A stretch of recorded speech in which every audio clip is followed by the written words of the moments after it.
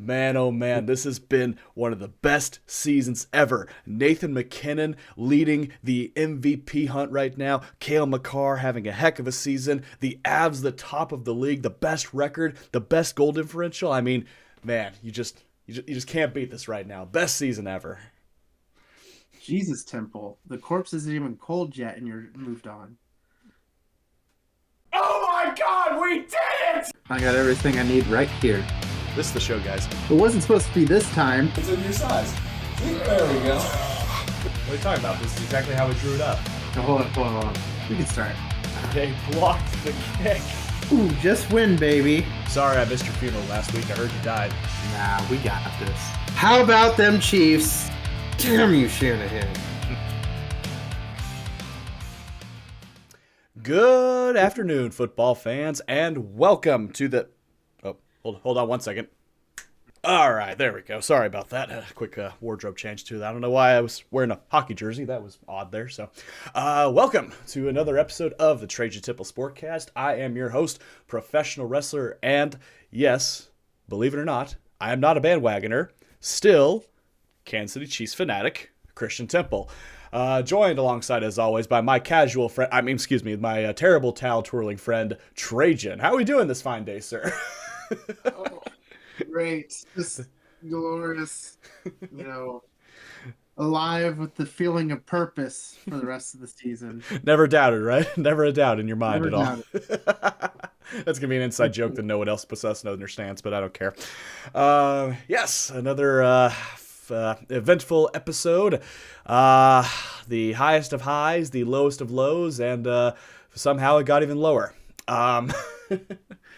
I don't, jeez, like, we do these episodes, the I don't want to talk about it, sometimes, there's a little bit of tongue-in-cheekness in there too, but I really don't think I've ever been so depressed about one of these, except maybe like the Bengals game in the 2021 AFC Championship game, but yeah, just when I thought things couldn't get any lower, they had an excavator. They decided not to hit oil. They hit sludge, and they buried themselves in sludge and concrete, and it was just absolute madness here. So, yes, without further ado, welcome to... God, this isn't going to be the last one, but definitely the most heart-wrenching. I don't want to talk about it. And as you can see here, the Kansas City Chiefs get officially swept by the Los Angeles Chargers. It's been a long time coming. It's been one of those years, and you know what? I guess all 10 of the Chargers fans out there, they finally have something to be happy about with their team. So hats off to them. Chiefs fall to the Chargers 16-13 at Arrowhead Stadium. But what if I told you that wasn't even the worst thing that happened that day? But we will get to that momentarily. Starting off, the Chiefs get the ball, go down the field, the Chargers get the ball. They are 3-and-out by the Chiefs. Hold on a second. I'm traumatized by this whole deal. In any case, Chiefs go down the field, they get a touchdown, Pat Mahomes runs it in, and and then the Chargers go down the field, they get a field goal.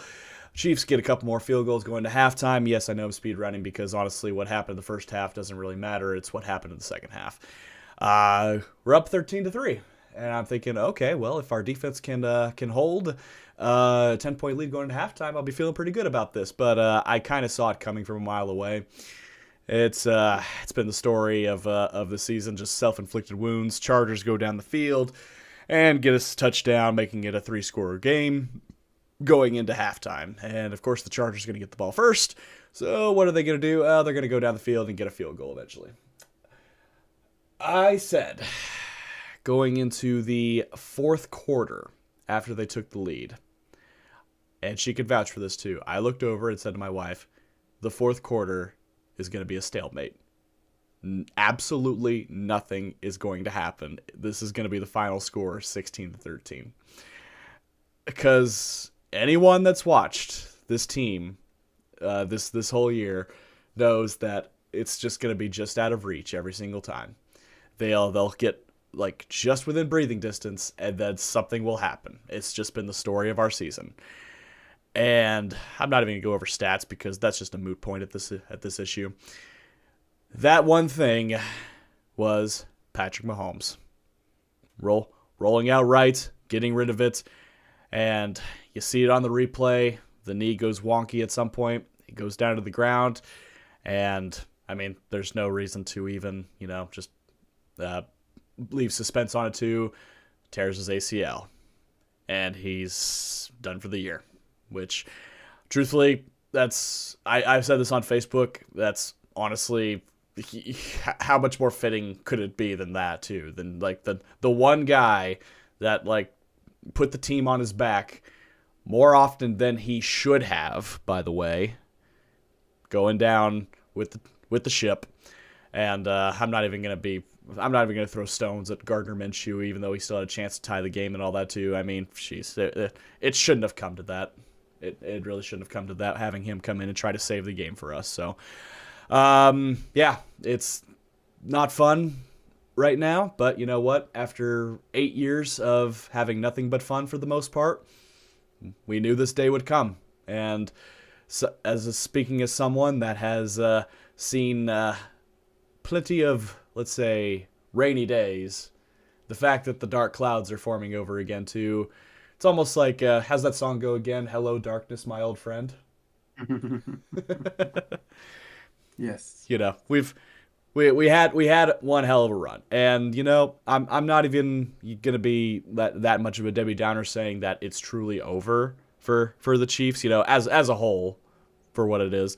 But maybe this is the wake up call they needed to maybe look inside themselves and figure out what needs to be done organizational wise this coming off season. So if there is anything to be excited about, it's just that. So, but nope, the streak of AFC West championships, that's gone.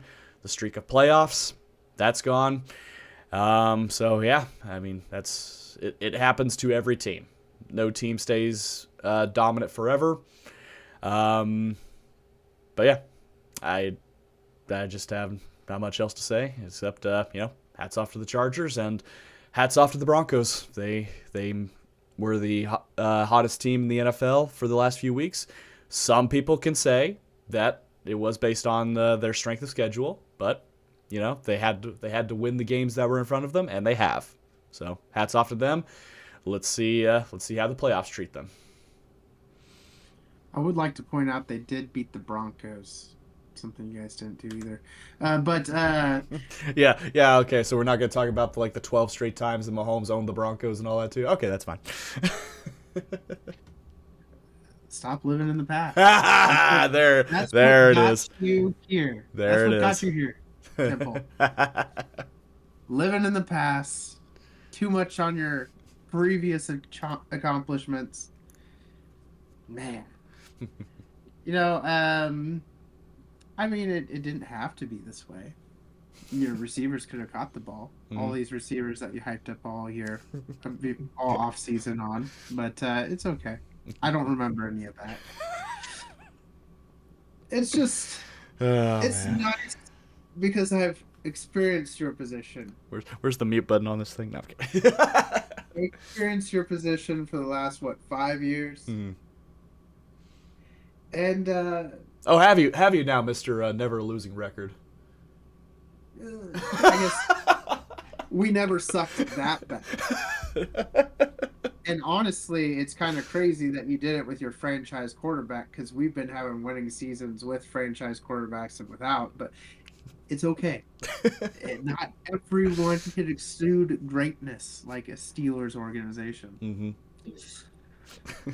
No, like you said, it was about time. Long overdue. Good riddance, I believe is what you said.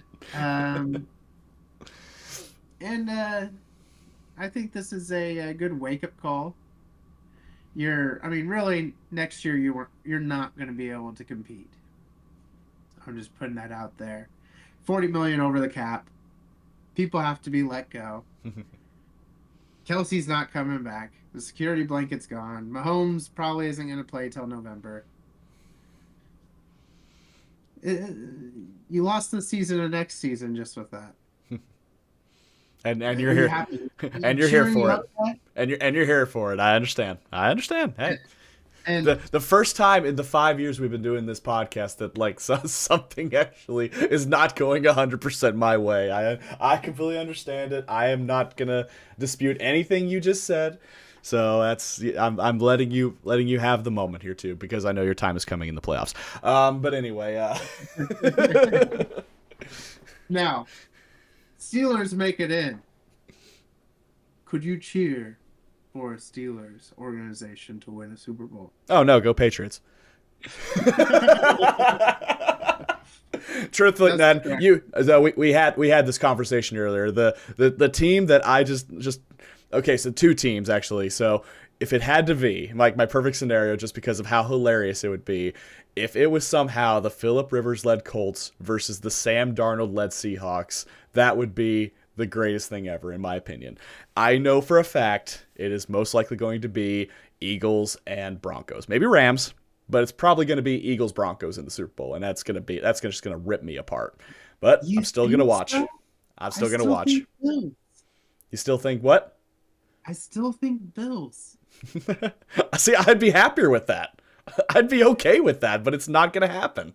Unfortunately, there's just too many question marks right there. The Broncos are the hottest team at the right time, and the Bills. I mean, let's not discount the fact. Yes, they did come back from a 21-point deficit against the Patriots. Let's not discount that, but just look at all the other games like that they really should have won. Like we're talking the Falcons, the Dolphins, a couple more in there. I'm trying to remember. Like they nearly blew it against Cincinnati, and the only reason they didn't is because Joe Burrow sold that game. Dolphins are a tough out, my friend. Clearly, way to talk up your opponent after you knock him down. But we're getting ahead of ourselves here too. No, I just don't see it with Buffalo. It's like I had more faith in Buffalo like in 2023 when we had to actually go there and play them. I figured that was going to be the year, and it really should have been. But there's just something in the air at Highmark, and I don't understand what it is. I could see coaching changes if they do not get it this year. Maybe. Because it's wide open. It is the most wide open it could be. Mm-hmm. No longer have the bad. This is the Brady ACL year. 2008. It's anyone's year. Mm-hmm. Patriots aren't the lock. So, but yep. Well, an interesting conversation for next week when we do our tier maker again too. So we'll pick back up on that then. So, but I understand there's a certain Monday night game that you probably want to discuss. You're just itching and scratching to talk about here. So let's go ahead and flip over to that said game now. Well, as you can see, the Steelers win 28-15, and honestly, it wasn't even that close. No. Going into this game, it was a must-win. And when great teams are faced with a must-win game, they win. We have an MVP caliber quarterback, something that most teams don't have, and he played like an MVP caliber quarterback. And as Rodgers said himself, they have a bunch of cast-offs. And yeah, like MVS. Hey, MVS, how's it going? See, Rodgers made him to begin with, though. But yeah, they just took over. My brother was texting me in the first quarter when it was no scores. He's like, "We suck. We're gonna win this game." I was adamant. I said, "We're gonna win this fucking game." I told him that it is happening. I cannot see us losing to the Dolphins. There's other games that I've been like, "Yeah, this is what's gonna happen. This is a typical Tomlin game." No, this was a game that we were gonna win. And so, right at the end of the second quarter, we go down, score, and then we do something that never happens. We take advantage of the back-to-back drives. We get the ball in the second half. We score another touchdown. I'm like, holy cow. We scored on 4 consecutive drives. I thought I had erectile dysfunction until that night, to be completely honest. The erection lasted longer than 4 hours. God dang it. I did not call the doctor.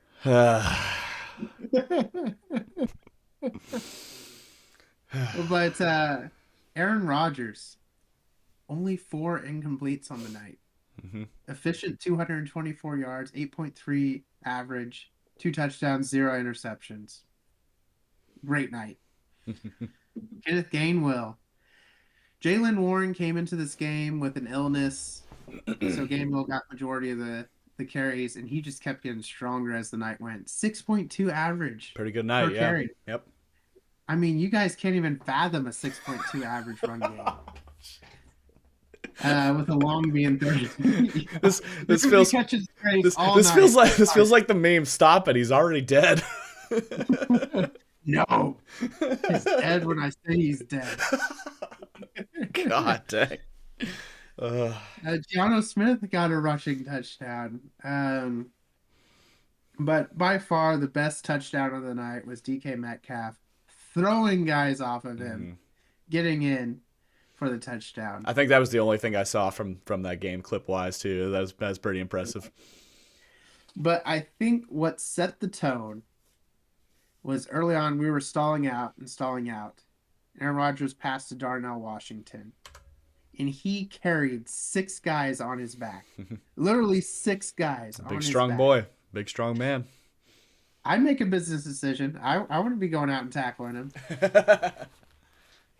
But it set up that tone in this game. Like, no, we're going to be the more disciplined. We're going to be the harder hitting. Because at first, the Dolphins, I'll give credit to their defense. They came out hitting.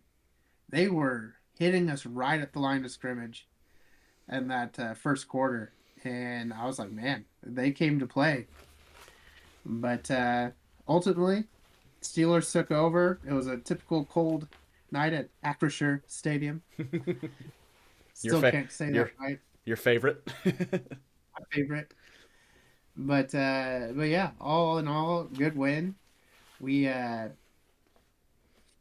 up in the north. We continue to hold our spot in the north. We have a big not divisional opponent, but a big opponent next week. Versus a dangerous back against the corner team in the Lions. Yep.